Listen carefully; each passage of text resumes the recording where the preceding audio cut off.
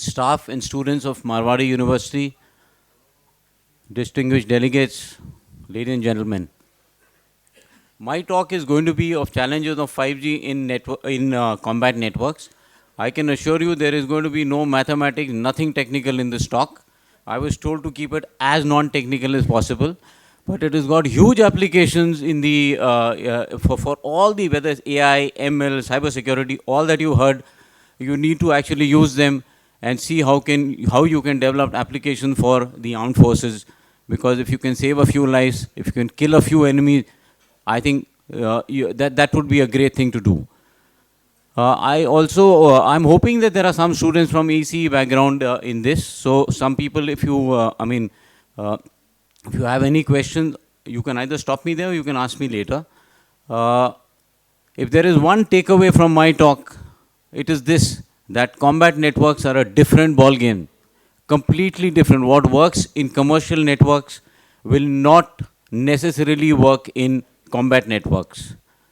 The other thing is, at the end of my talk, if I have managed to motivate even one or two people to join the armed forces after you finish your graduation or post-graduation, I think I would have done a good job. With that, let me just start my presentation.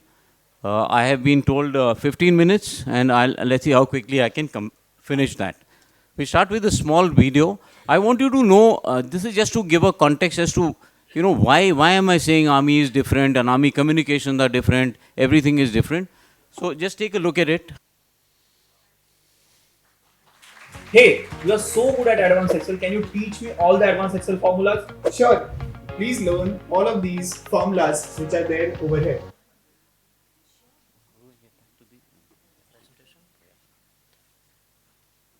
So that was just to give you a sense of why I am saying, you just saw the desert area. The army, the armed forces function from all, right from deserts to jungles to mountains to high altitude, that is the glacier, right? To give you a sense, okay, before that, you saw the OODA loop.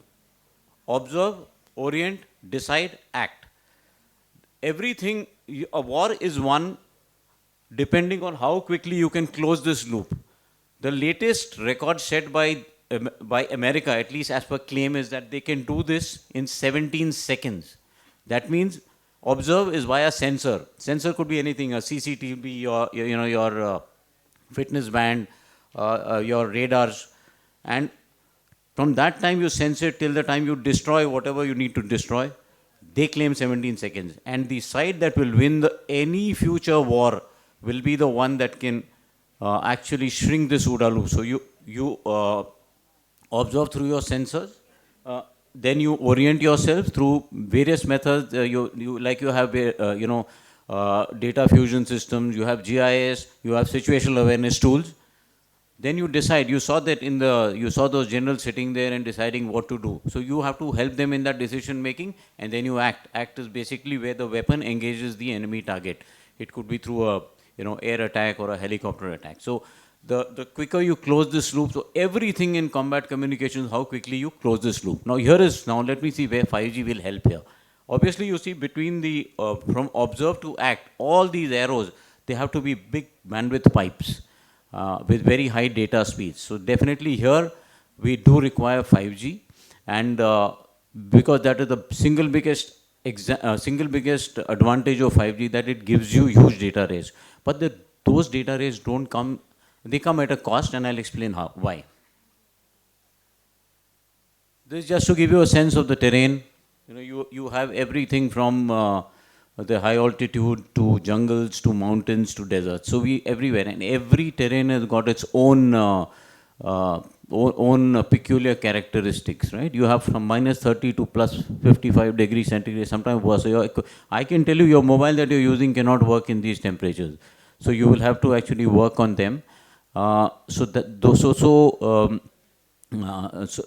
this is just to say that it is an all-terrain requirement that we have. I was telling you about data rates. 5G offers you, I mean, if you Google it, you'll get what? 20 Gbps. Wow. That's terrific. When you actually apply them in military environments where you don't have radio line of sight, where there is electronic warfare by the enemy, there is electromagnetic EMI, interference, congestion of frequencies, etc. This is all that you get, and this is the best, by the way. Let me explain. If I use FDD, it's a frequency division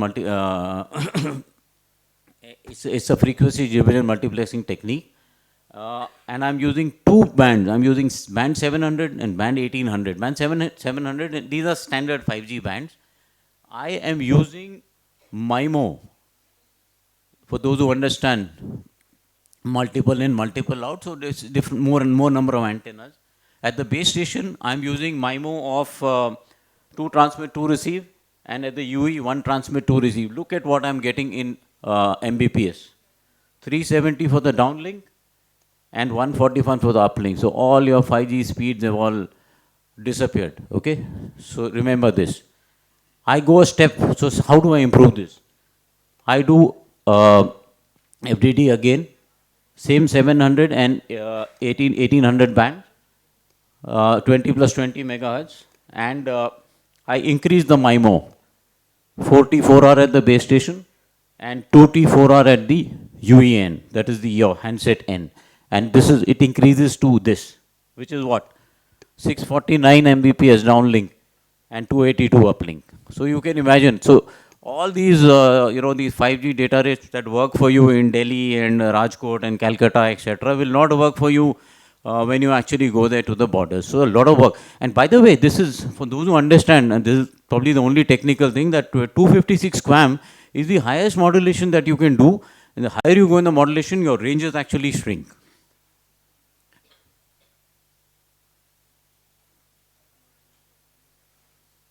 Can somebody tell me what this reminds you of? The brand ambassador of Marwadi University is also there in this photo. Anyone who can tell me what this is? Just raise your hand and tell me. Yeah. World Cup finals. We lost. Why did we lose? Because we thought what worked for 10 matches will work in the 11th match. Just go bat first, make 300 runs, and then use Shami and Bumrah and everybody and get them all out for 100, 150. Did it work? It didn't work. So 5G is I thought this is a good analogy. You can't just pick up something and, pick up 5G from a commercial domain and roll it out in combat networks. This was a disappointment. It was a heartbreak for all of us on 19 November, a date that I will never forget at least. Typically, this is what a 5G based combat network would look like. So if I were to tell you, I don't think there's a pointer in this, is there? Okay, never mind. So you have a set of macro nodes which give you coverage, and you have a set of small cells which where is the pointer? Oh, there is, huh? Oh yeah. Sorry. So these are the you have these macro nodes which are there. They give you a bigger coverage, and for these places which are dark zones, you have these small cells, right? And all this has to be. They will give you a certain coverage area. Could be 30 by 30 kilometers, 40 by 40 kilometers. But this is all, everything is on a vehicle, please remember. So you can't have your static towers on buildings and, something like that, they're all.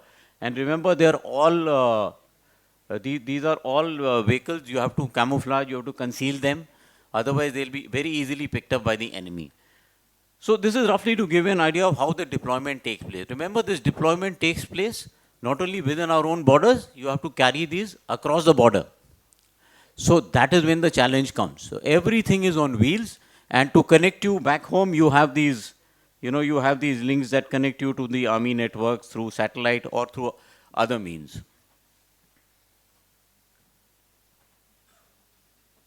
Let me just come down straight away to the challenges, okay? So that we can cut it out quickly in terms of the time that is required. I'll cover the important ones. You need long range communications. The higher you go, 4G, 5G, the higher you go in the frequency band, your communication ranges drop. The highest you can get is band 28, which is the 700 megahertz band.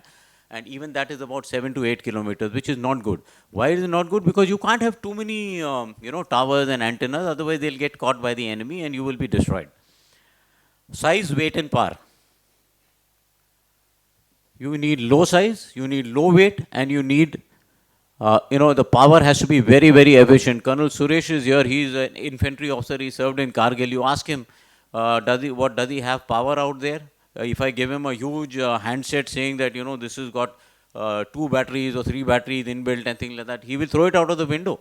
It doesn't work. I mean, they are the ones who are actually, fighting. And the closer you to go to the borders, this problem becomes, this problem becomes even much more, uh, problematic. Let me just put it that way. Mobility. You need to have complete, everything is mobile. Now look at this. You people have got your mobiles, you can move around. You go in your car, you walk, you anywhere, you're through, okay? Because the base station is static, you're getting very good. In the army, the base station is also required to move. So just imagine when the base station is moving, you're moving, what will happen to your ranges, what will happen to your bandwidth? They will all go for a 6. So the best, so you'll need to cater for that much. So you cannot be too ambitious about the data requirements.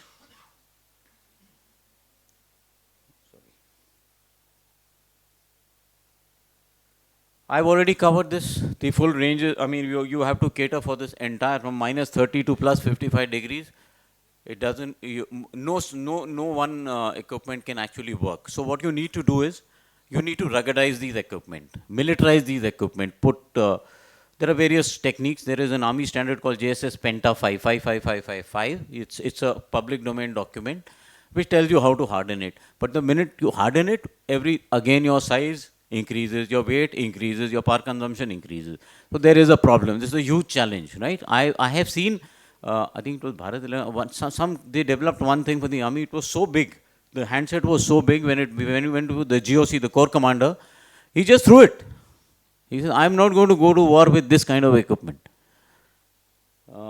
Then of course you have, no, if this was not bad enough, you need to stand alone. That means, if your base station is cut off from the remaining network, you still need to be able to communicate and provide those communications.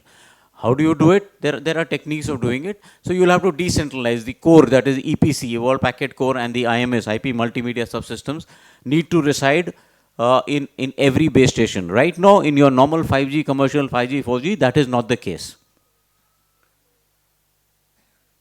Oh, sorry. Now, even the base station can get packed up. It can be destroyed by the enemy, right? Even then you need to communicate at least. So there is something called the direct mode of operation. You have PTT, press to talk switches, etc. So you need to do this. So no commercial solution, whether 4G, 5G, 3G offers you this. These are all customized. They have to be customized for combat. You have integrated operations, right? So today when you fly by, when you fly by aircraft, you need to switch off your mobile and things like that. You can't do that in war.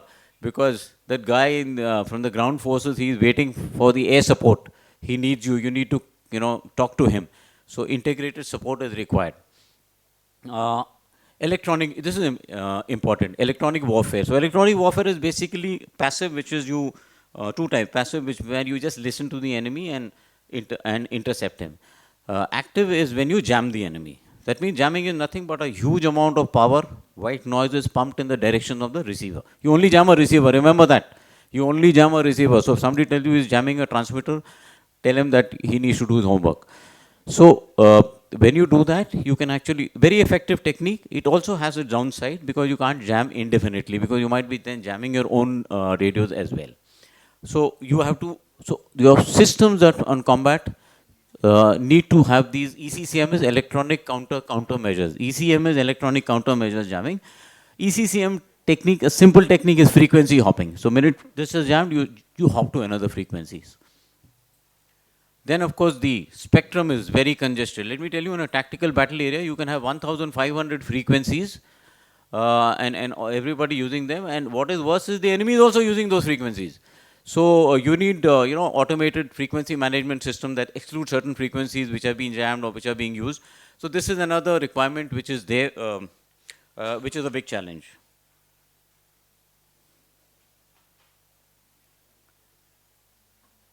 Yeah, I'm generally coming to the end only. So the spectral efficiency.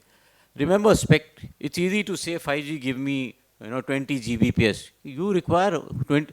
Those of you who know Shannon's theorem, you can't go beyond that. You can't bend physics. B log to 1 plus S by N. That is, S by N is the signal to noise ratio.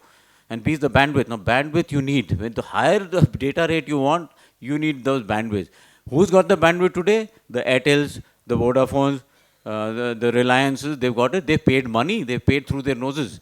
to get that bandwidth. The army, the armed forces, unfortunately, do not have too much of bandwidth, but whatever they have to play with it. So it's not easy to say we'll give you whatever data rate you want. You also need to give them that bandwidth.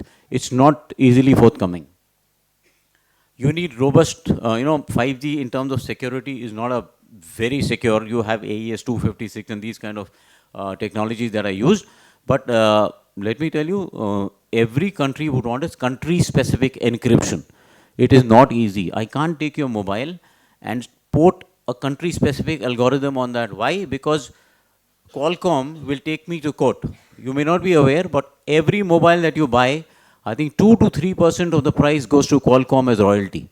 You can check this out. Whether it's an iPhone, whether it's an Android phone. Power supply, I've already told you, you don't get generator backup, etc. Nothing is available.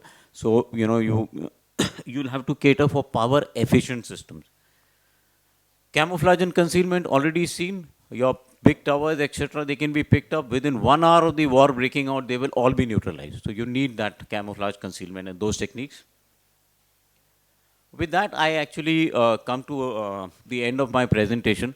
The aim was just to give you, a sense. By the way, I've written this on LinkedIn as well, and I've got some bouquets and brickbats saying that how can you say that 5G will not work in combat network? I've never said it won't work. It will work, but it again, you need to do a lot of work to make it work. With that, if there are any questions, I'll gladly take them. So let me tell you that the first mobile technology or the mobile technology came in the Indian Army, maybe other armies also, in the year 1991. It was called the RTS, the radio trunking system. It's a different thing that the size of the mobile was probably 30 times the size of your handset now, and the maximum data rate was 1152 kbps, kilobits per second. That's what 1 point some MB. So so those technologies, essentially combat technologies have evolved, are the ones that have been used in the civil domain as well. ARPANET, etc., yes, our DRDO, we have this thing, they are working on it. But somewhere down the line, the commercial technologies have overtaken defense technology development. I can say that for sure. Thank you, Colonel Mahesh, for a wonderful session.